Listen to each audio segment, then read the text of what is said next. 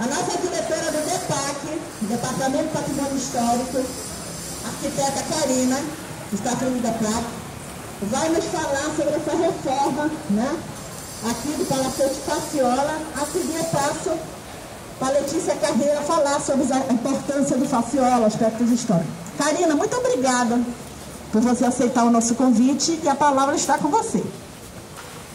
Bom dia a todos. Bom dia. A professora Gorete já deu uma certa introdução. Meu nome é Karina Moria, sou atual diretora do Departamento de Patrimônio Histórico, Artístico e Cultural do DEPAC, da Secretaria de Estado de Cultura. Eu queria pedir para a professora para deixar minha fala para depois da Letícia, se fosse possível. E daí eu gostaria que essa introdução dessa parte histórica fosse relatada para vocês e depois eu apresentaria a obra, pode ser?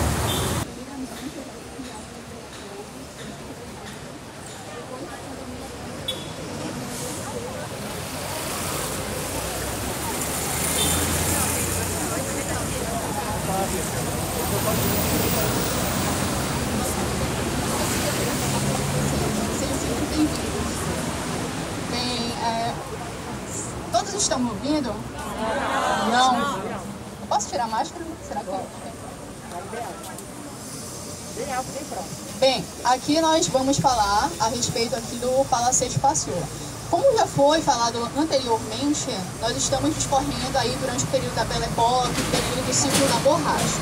Então, nessa época, as famílias paraenses pertencentes à elite geralmente contratavam engenheiros, arquitetos para projetarem e construírem as suas residências. Geralmente eles utilizavam características do estilo arquitetônico europeu, porque isso antigamente era uma tendência para a época do período da Belle Époque. No caso aqui do prédio do Faciola, ele começou a ser construído no ano de 1895, ser projetado. E a conclusão da construção se deu em 1901. Sendo que ele foi construído, ele foi uma obra do arquiteto e desenhista paraense José Castro de Figueiredo, sendo que esse José Castro de Figueiredo foi considerado um dos primeiros engenheiros a surgirem aqui na nossa região naquela época. Mas é importante também a gente saber quem foi o Antônio Faciola, né? Que foi o proprietário deste imóvel, a qual nós estamos habituados a ver toda vez que nós transitamos aqui pela Avenida Nazaré. O nome do proprietário completo é Antônio Almeida Faciola. Ele foi, digamos que, um comerciante bem-sucedido. Além de comerciante, ele foi professor de música, foi arquiteto e foi dono também de uma livraria na época chamada Livraria Maranhense. Além de fazer tudo isso, o Faciola também ele se lançou na política. Ele foi senador estadual e também intendente municipal. A intendência dele foi no ano de 1930, durou apenas um ano, mas nesse curto tempo ele conseguiu fazer obras significativas para a cidade. Eu vou citar aqui 3 obras. Uma foi o projeto de alargamento da antiga Avenida 15 de Agosto, que hoje nós conhecemos como a famosa Presidente Vargas, e também da Cerzedelo Corrêa. Mas digamos que a obra que mais marcou esse ano da intendência dele foi a instalação de um relógio monumental de ferro importado que foi colocado na Praça Siqueira Campos.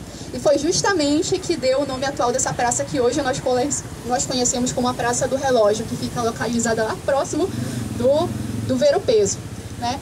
Com o passar do tempo, com o falecimento de alguns membros da família Faciola, até chegar à última herdeira, que faleceu no ano de 1982, aí na Faciola, o destino do palacete, assim como grande parte do acervo que existia aí dentro, né, ficou assim na dependência das negociações de órgãos da esfera pública e privada. Em 2008, esse prédio foi desapropriado pelo governo do estado e a partir de então começaram a ser projetados, começaram a ser idealizados projetos de reestruturação, de restauração, visando fortalecer essas estruturas para evitar futuros desabamentos. Com relação à arquitetura, eu vou só dar uma introdução, mas eu acho que a Karina, como ela é mais profissional nessa área, eu acredito que ela vai transmitir para vocês informações mais consistentes. Mas com base nas minhas pesquisas, eu detectei que esse prédio ele possui um estilo arquitetônico eclético, ou seja, ele mescla vários estilos, principalmente o neoclássico e o Art Nouveau. Aqui nós podemos ver, aqui no frontão, tá? Estilos neoclássicos que lembram formas greco-romanas e o Art Nouveau que nós vamos perceber, identificar através dos ornamentos, dos detalhes florais. Esses detalhes florais do Art Nouveau vão ser bastante perceptíveis na parte de dentro, tanto no teto quanto nas paredes. Também na parte interna nós temos algumas pinturas que têm uma perspectiva bem realista, que nos lembra um pouco a pintura de quadratura de um arquiteto italiano muito famoso na nossa cidade, que viveu na Cidade Velha durante o século XVIII, que foi o arquiteto Antonio Landi. Então, é uma pintura assim que me remete à lembrança da pintura de quadratura, que foi uma marca registrada do Landi, que foi muito empregada lá nas igrejas, nas construções do século XVIII. A Karina, arquiteta, vai nos falar sobre essa reforma e também sobre as perspectivas dos usos pós-reforma. Estamos curiosos. O que vai acontecer? Como é que a gente vai visitar aí o palacete? Bom dia novamente. Agora vocês já estão inteirados mais da história do palacete. A gente pode conversar um pouquinho mais, né? Eu queria que vocês tivessem uma visão que eu tenho, não como diretora, mas como cidadã da cidade. Que eu acho que tem muitas pessoas aqui que são alunas, mas tem outras pessoas que têm paixão pelo patrimônio. E eu quero pegar esse gancho justamente para vocês entenderem o que é esse projeto que representa. Alô? Todos estão escutando? Está melhor agora? Ótimo. Bom, como eu falei anteriormente, atualmente sou diretora de um departamento que é de preservação do patrimônio, mas antes disso eu trabalhei no departamento de projetos da Secult. Então tenho um grande apreço a esse projeto que foi feito porque eu trabalhei nele. E eu acredito que muitas pessoas aqui tenham apreço à edificação, por já terem passado, por saberem da existência deles há muitos anos, apesar de ter sido uma edificação que era particular. A Letícia explicou bastante essa situação, porque era uma edificação que pertencia a uma família.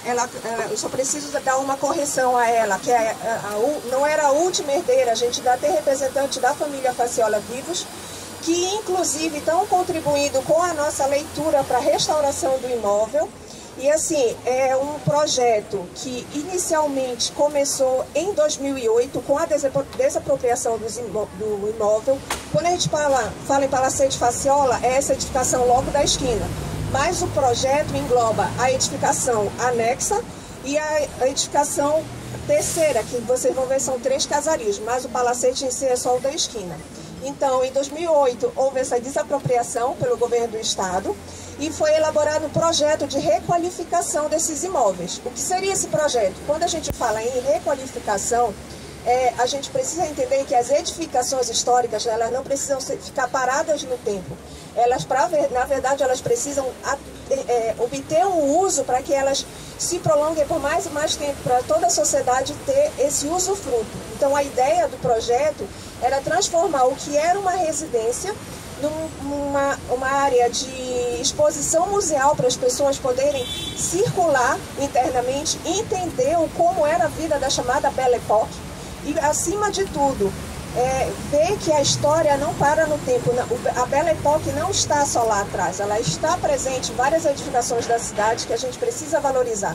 E não é valorizar só através dos departamentos, é através de cada cidadão, como a professora Gorete estava comentando. Quando eu vejo essa população, essa multidão aqui, eu fico muito feliz, porque assim, são várias pessoas que contribuem com o nosso trabalho. Eu encontrei a Sabrina por aí, que ela também trabalha na educação patrimonial, e aí nós estamos no momento em que é de feriado, mas a gente veio para cá para participar por conta da nossa paixão pelo que a gente faz. Então, acho muito interessante esse trabalho da professora Gorete, porque já fiz esse percurso antes de ser diretora, já fiz no mercado do Ver-o-Peso, e acho muito bom que todos estejam valorizando não só como estudantes, e os estudantes que estão aqui, que levem essa plantinha, essa semente, porque eu já estive no lugar de vocês e agora eu estou trabalhando na área. Mas voltando para o projeto, então a ideia é fazer a ideia não, porque já está sendo executado.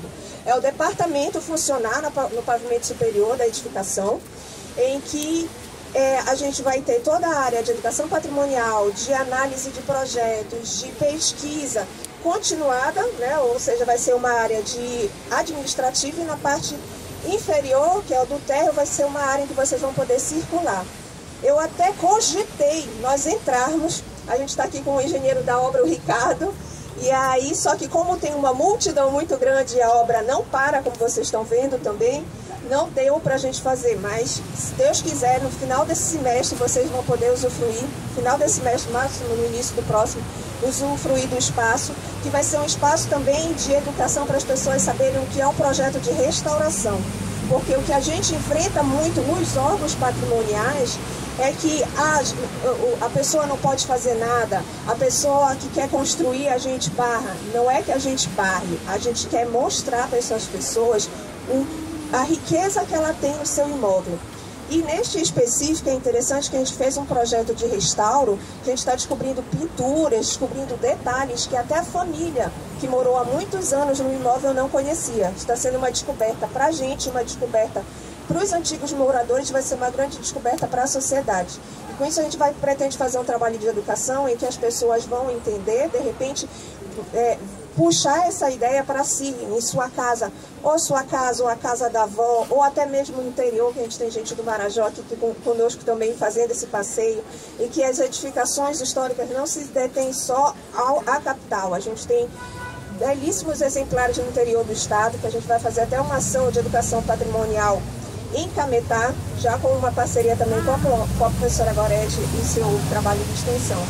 E nas outras casas também vai ser um espaço de convívio, que vai ser uma área de auditório, né, chamada Casa 2, que é a casa anexa à Casa 1, e o Museu da Imagem e do Som, que é na Casa 3. Ou seja, vai ser um grande equipamento cultural para a sociedade. Vai ser uma casa que pertencia à sociedade, propriedade privada, que a gente vai abrir agora para toda a sociedade visitar e usufruir.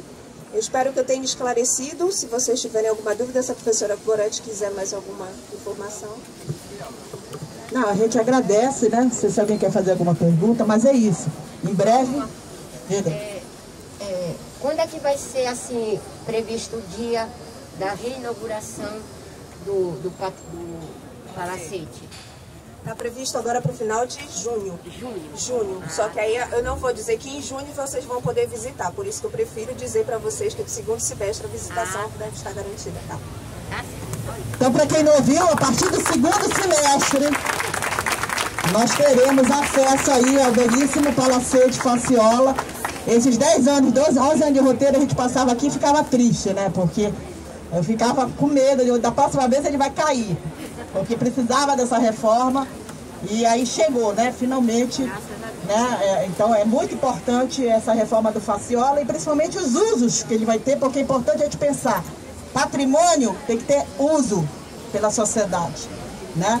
Então, de alguma forma, ou museu, aí vai ter um uso administrativo, mas também vai ter uso como museu. Então, isso é de extrema importância. Então, parabéns ao Secult e ao DEPAC. Tá bom? E obrigada pela presença da Karina, da técnica Sabrina, que está ali atrás, né, que eu estou vendo.